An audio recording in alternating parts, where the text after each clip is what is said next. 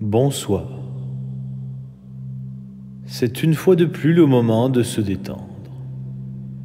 Pour une sieste ou pour la nuit.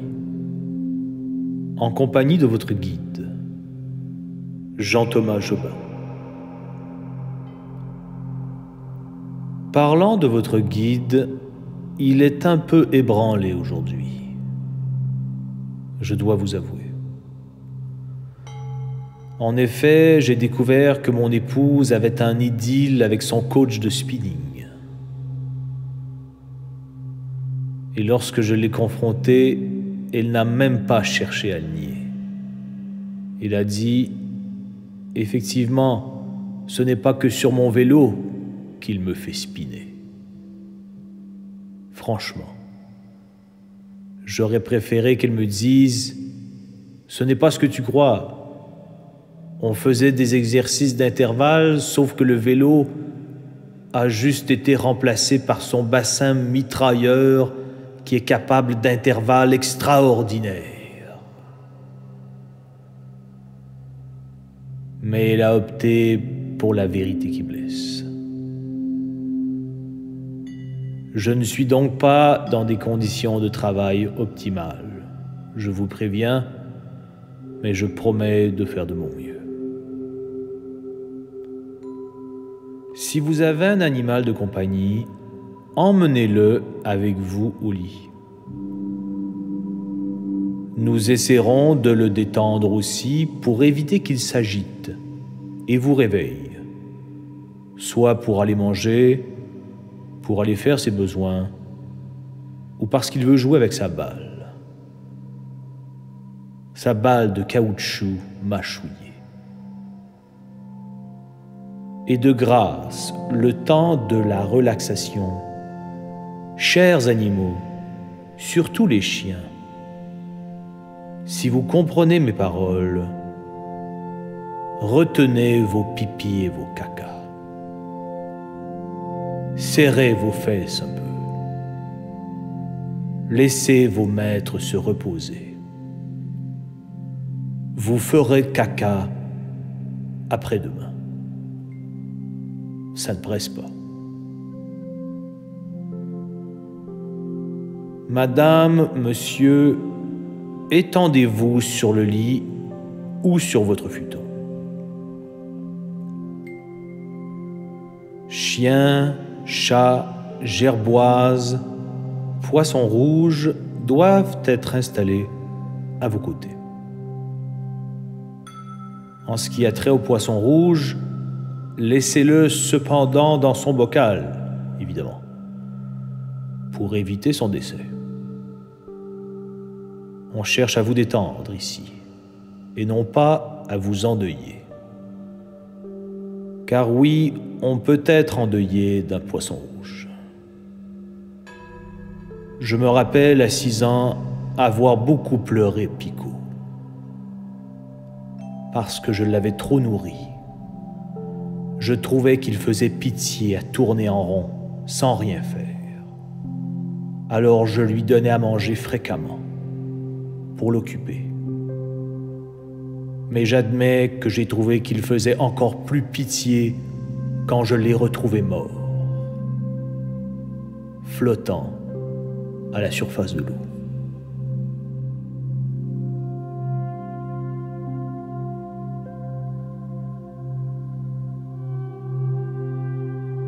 Commencez par respirer plus lentement qu'à l'habitude. Emplissez vos poumons.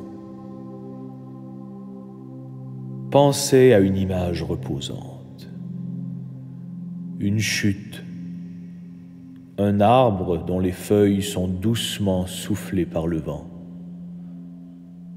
Un comptable patient et serein devant son tableau Excel.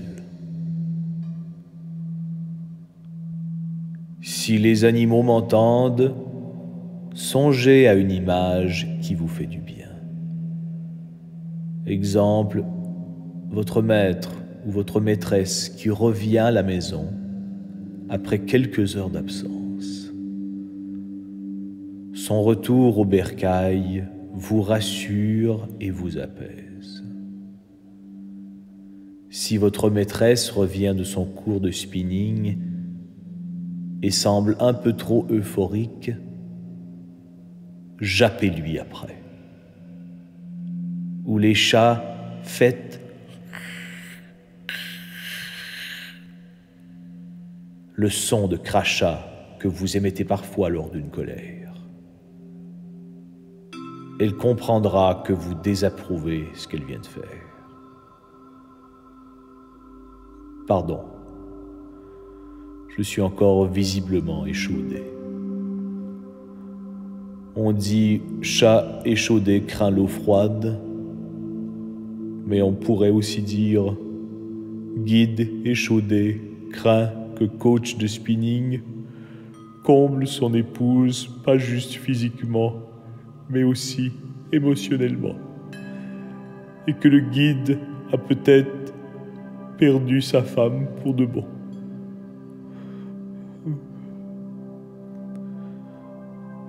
Je vais prendre une pause et vous revenir.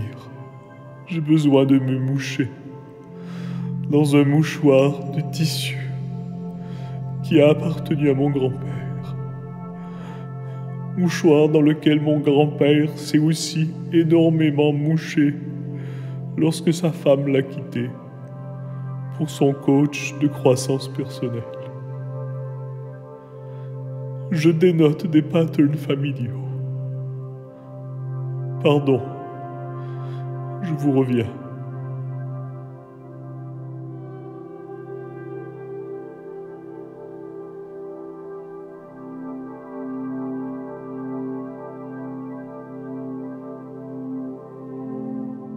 Je suis de retour.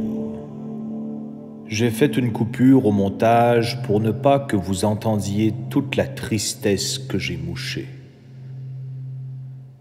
Il est vraiment étanche, ce mouchoir de tissu. Monsieur, madame, avec l'aide de votre pouce, massez vos yeux.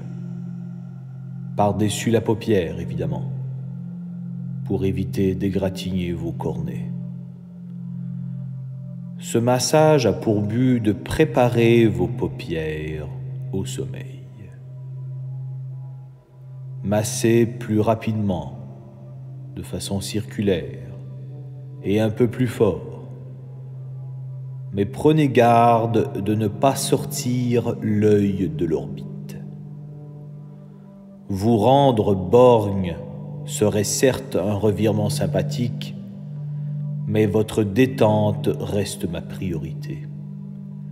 Et un œil quittant l'orbite pour tomber sur le lit et être rapidement avalé goulûment par votre chien débile qui croit que tout est un aliment, c'est une séquence plus angoissante qu'autre chose.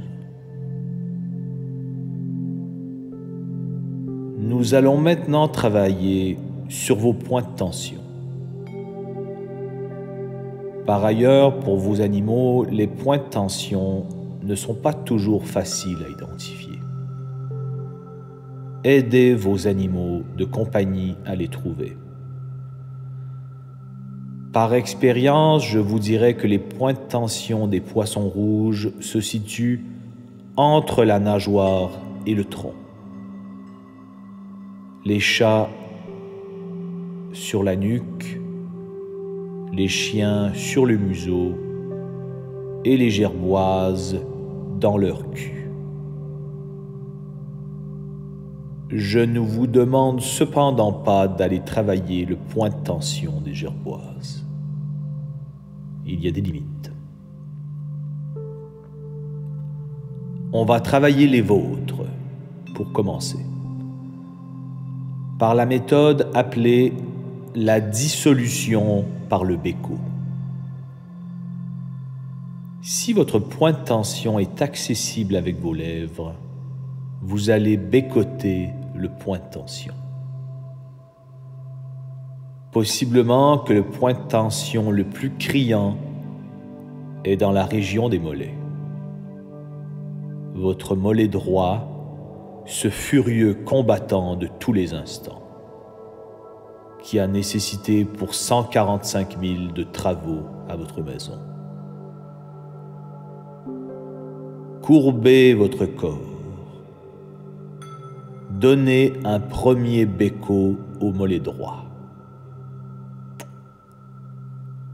Et complimentez-le. Prends soin de toi, chaton. Un deuxième bec. Détends-toi, mon amour. Libère-toi de ce nœud qui te tenaille. Un autre bec direct sur le nœud. Je te pardonne pour la démolition.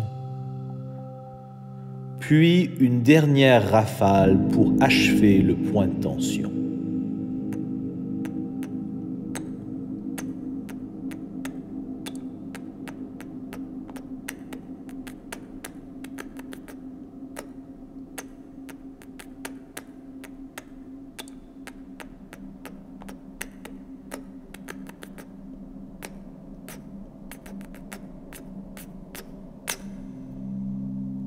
Suivi de « Ne le dis à personne, mais je te préfère à mon pubis, mon beau mollet adoré. » Sentez le nœud qui se dénoue, la détente musculaire du mollet s'effectue. La magie de la dissolution par le béco à opérer. Je devrais appliquer une série de bécos sur mon cœur pour atténuer mon point de tension émotif. Mais s'il y a des cordonniers mal chaussés, il y a aussi des guides mal bécotés.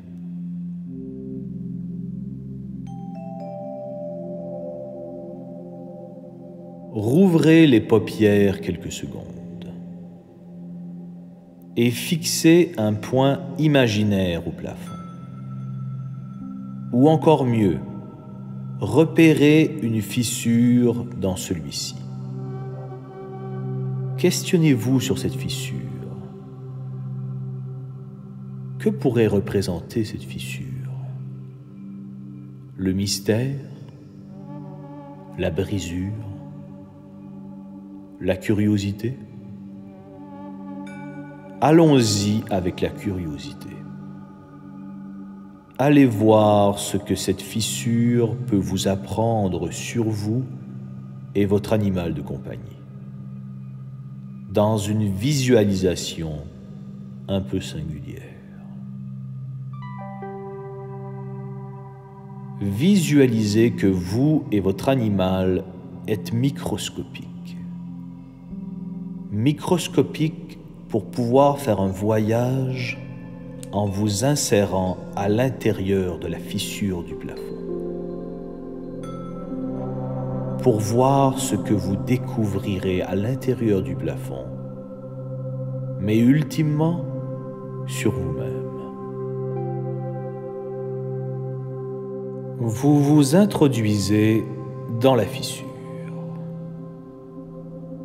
Que constatez-vous d'emblée? C'est très obscur.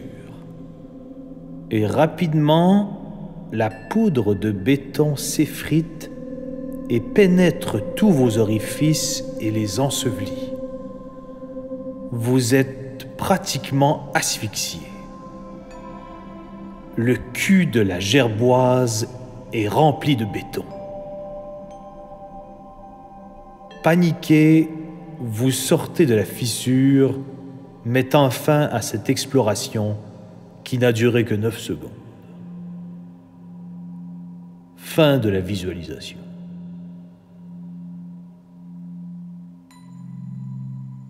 Vous inspirez profondément pour vous calmer de cette frousse. Vous expirez doucement. Et vous vous demandez qu'est-ce que cette visualisation a bien pu m'apprendre? Que puis-je en retenir? simplement que chaque fissure, chaque craque que l'on peut symboliser dans nos vies de tous les jours par des opportunités n'a pas à être investiguée. Toutes les opportunités et les craques n'ont pas à être explorées. C'est une morale que j'aurais aimé qui soit appliquée par le coach de spinning. Ce n'est pas toutes les craques qu'on doit explorer. Maudite vie de merde.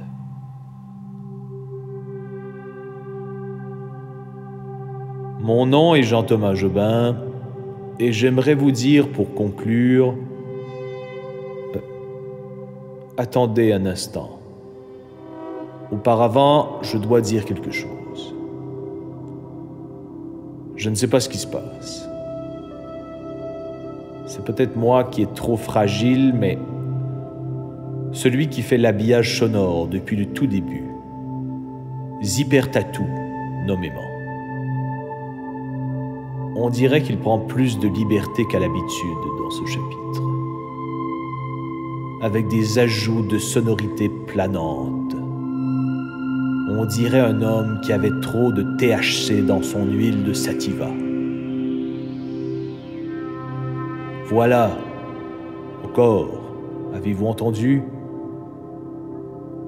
J'aimerais lui rappeler que le but de cette méditation guidée est la détente, et que s'il subit présentement les relents d'un mauvais acide, eh bien il ferait mieux de laisser son délirium s'achever avant de plancher sur l'habillage sonore. De nouveau encore, qu'est-ce que c'est que ce son qui rappelle un millénial cherchant à confronter l'autorité de ses parents? Ici n'est pas l'endroit pour se rebeller. Vous avez décidé de rester chez vos parents jusqu'à 29 ans, eh bien ça vient avec des règles.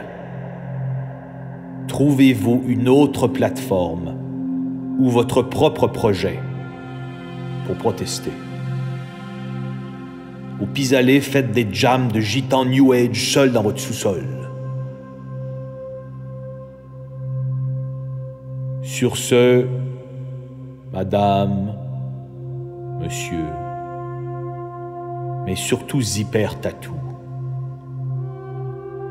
dormez bien.